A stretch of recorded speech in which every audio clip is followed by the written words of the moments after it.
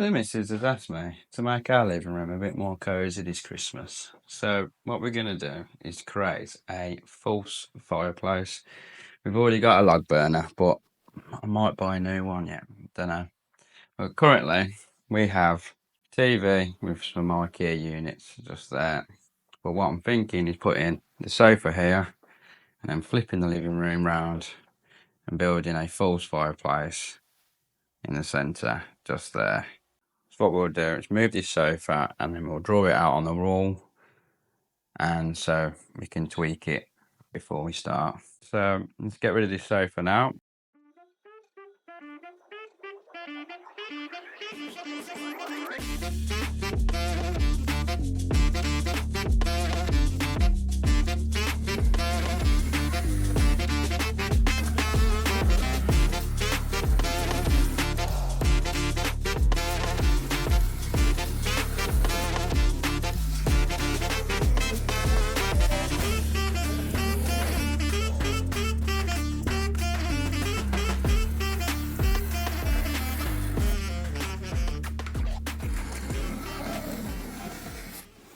I've outlined the main frame of the fireplace.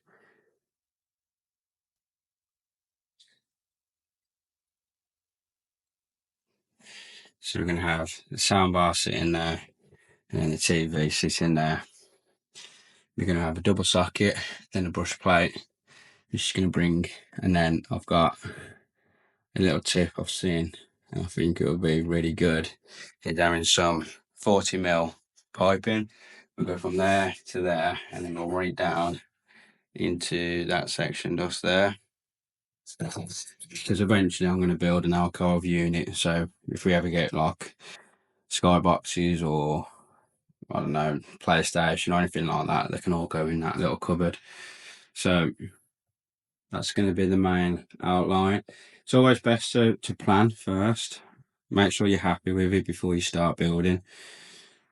The next thing to tackle now is getting rid of this radiator. You're looking at wanting to remove a radiator temporarily, permanently, if you were decorating or anything like that. So I'm going to show you how I do it. And all you do is you get your spanner,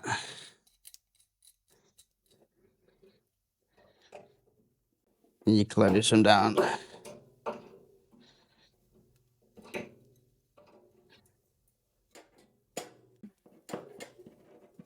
like so.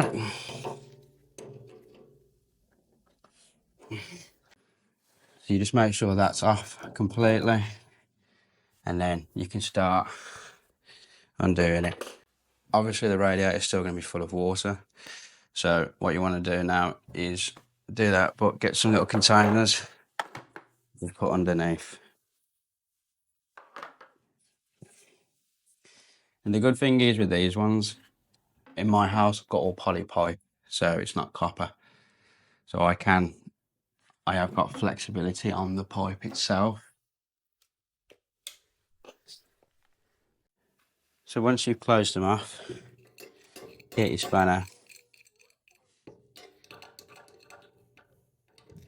start to undo them, just like so.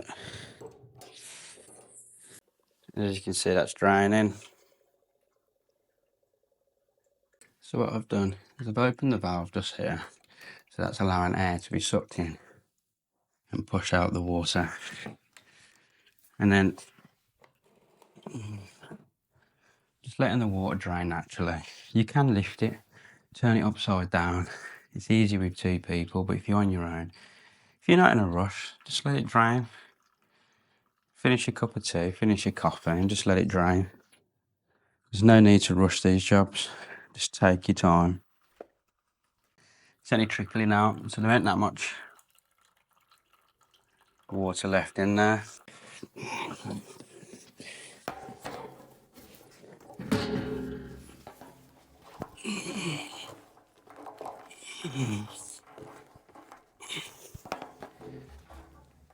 That's your radiator off the wall.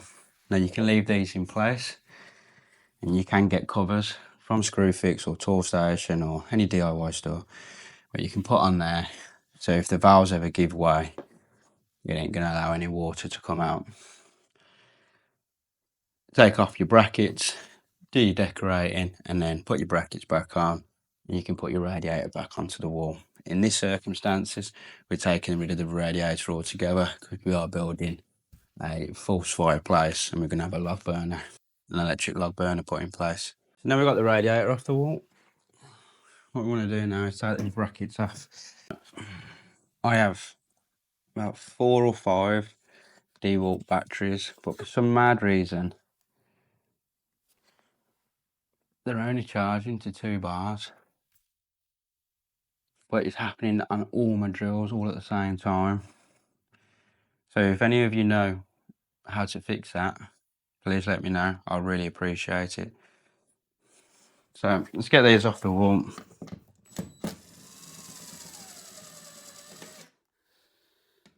Currently these pipes are in the wall. Now there is movement in that. I'm hoping, fingers crossed, if I go upstairs into the bedroom, lift up the floorboards, there should be an elbow. If I disconnect them there, put some caps on, and then I can pull these out of the wall. That's what I'm hoping will happen. But let's see how easy that's going to be. So let's go upstairs, lift up some floorboards. Can't you see it's been cut here?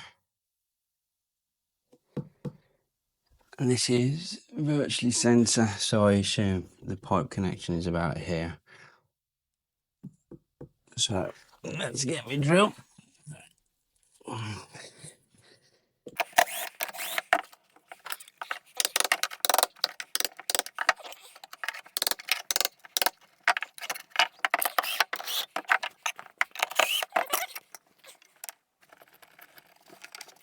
As you can see, there's the 2 pipes.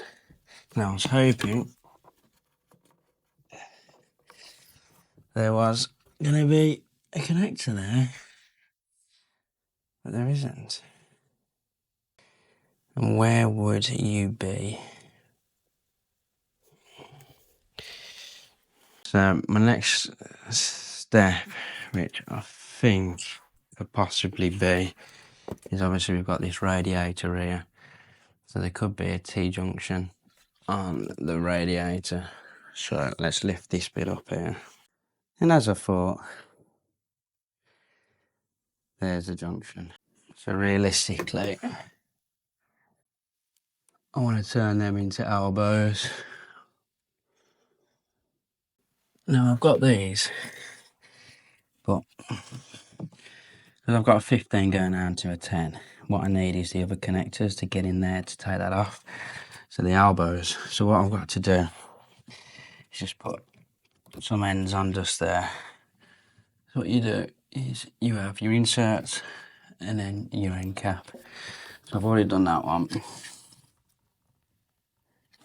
So if I cut this now,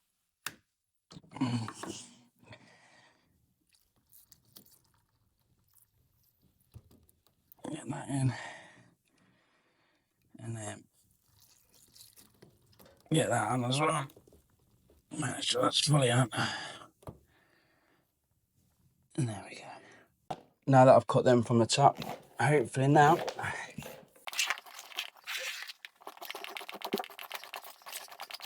just like so.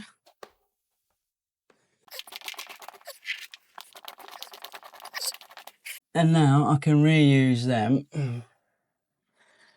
for when we move the radiator to the other part of the living room. And what I'm thinking now is I might be able to use that as the plug socket switch for the log burner. I probably should use the pipe as a pull cord or pull string. Could have tied the cable to it, pulled it through, but that's too advanced planning.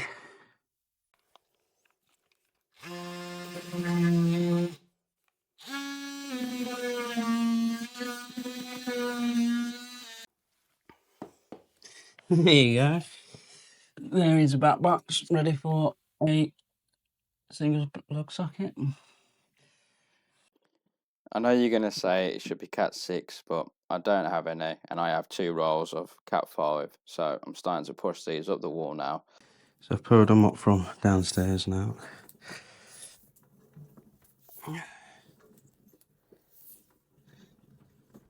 We need to get it longer down there, around there, down there, along, across there, up here, and then they are in the wall going up into the loft.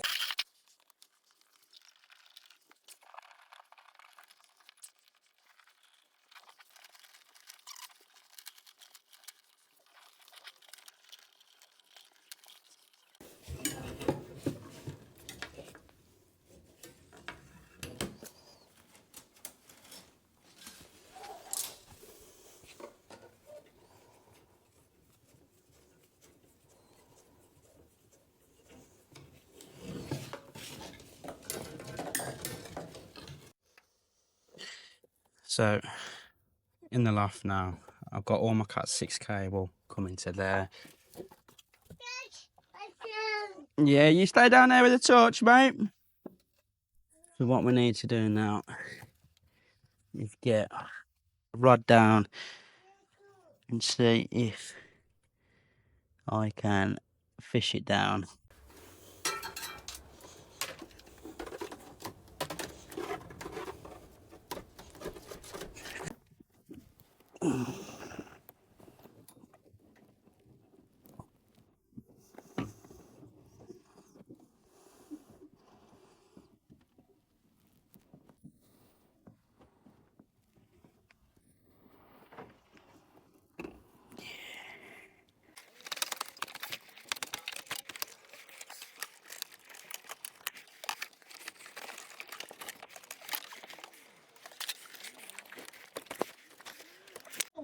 There we go. So from the living room all the way through into the loft. Like I said, I've got my router here, going into there, and I've got all my Cat 6 cable, and then in this one I've got all coax cable. So obviously one of these days I will get all them connected up.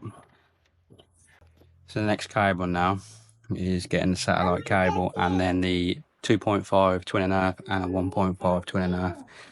So let's get to it.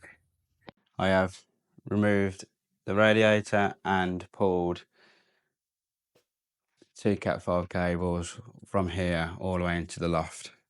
So today we have to, well, a wire's going to come off and connect it to this here, which then would have gone to the main switch for the living room, but for some reason that is dead.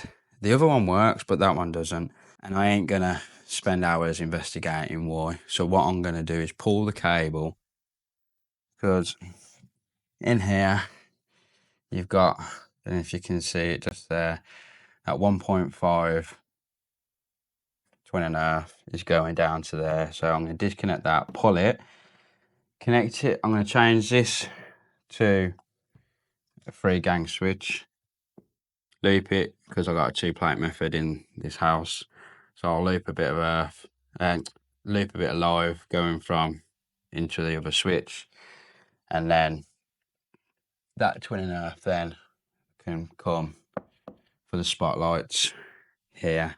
If you would do anything differently on that, let me know. I think that should be sufficient for what it is. So there we go, I've pulled that up.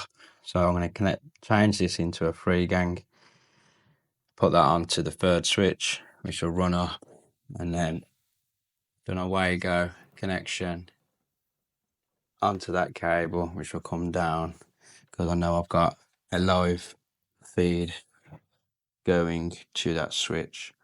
So my next step is I've got to break into this ring main. That's now dead. That's not dead. Let's try this one over here. Yeah.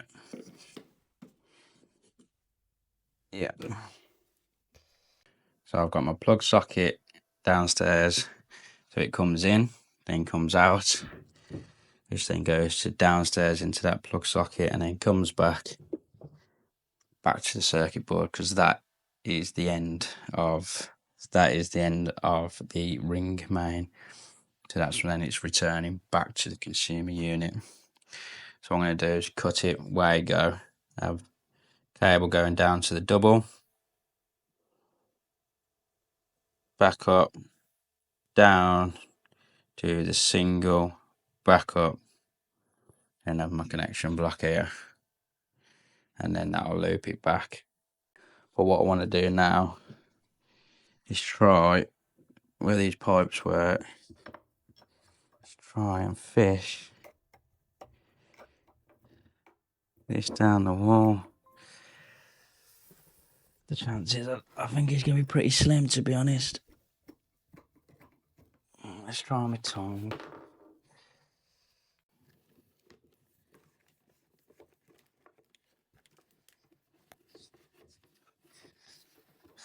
I love it because I just did this and I thought, you know what, I'll record it.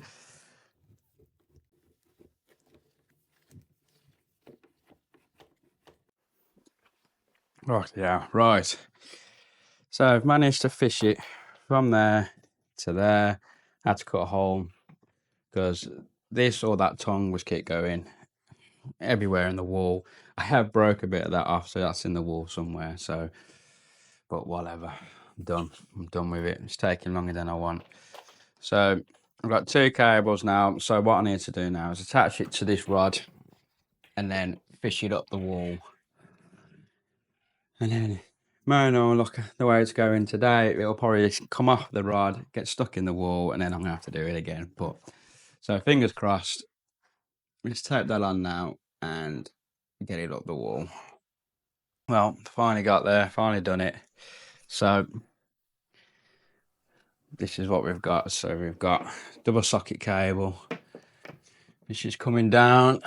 We've got Cat 5, we've got 1.5 for the spotlights, and then we've got 2 coax cables. So I've got a single socket there, obviously double. So there you go. I've already tested that, but I don't want to press it again because obviously it'll kick the switch out. But yeah. So that's all the cables run now. So all I've got to do now is just change that to a 3 gang from a 2 gang. So I'll do that now. And obviously that can be capped off down there.